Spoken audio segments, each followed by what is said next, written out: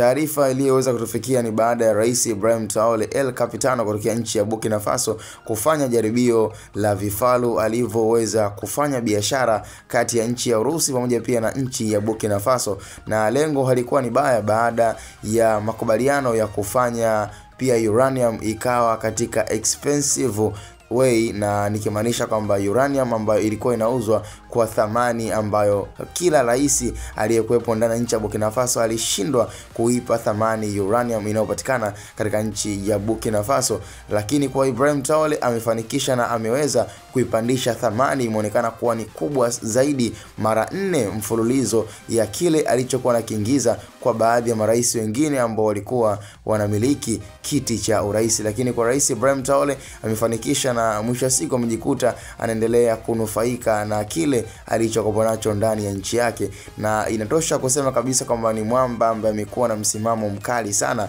yani kitendo cha kufanya pia uranium kuonekana kwamba ina thamani kubwa katika nchi ya Burkina Faso, na hata zile nchi ambazo zimekuwa zikitumia uranium katika mambo yao ama katika uzalishaji pia wa mabomu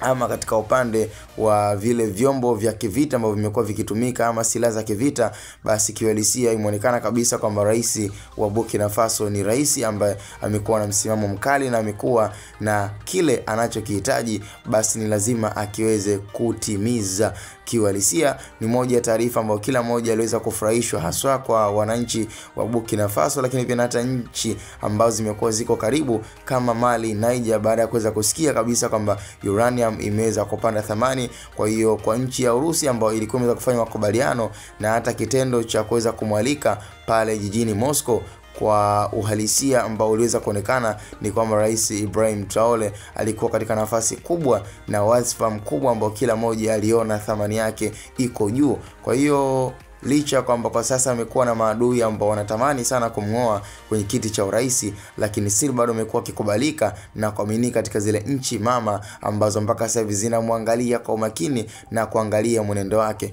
Kwa hiyo naweza nikasema kwamba ubora wake ama pia kitendo kinachoendelea kumfanya endelee kuwa bora na kuwa international icon, basi huenda kikawa kinazidi kumfanya atengeneze maadui wengi, na yote baada ya kuweza kufanya jaribio la vifaru na kujiaminisha kwamba vinastahili kuweza kuwepo katika kikosi cha vita na kinastahili pia kuwemo katika jeshi la Burkina Faso. Kwa hiyo ni issue ambayo tuko nayo, ni taarifa ambayo kila mmoja inabidi na anastahili kuweza kufahamu kwa ajili ya rais ama international icon, rais wetu wa Afrika ama rais wa nchi ya Burkina Faso, Mali na Niger, ambaye ameonekana kuwa ni bora na creative minded katika upande wa maamuzi yake ambayo kila mmoja hayamyumbisha, bali yeye ndo anawakontrol.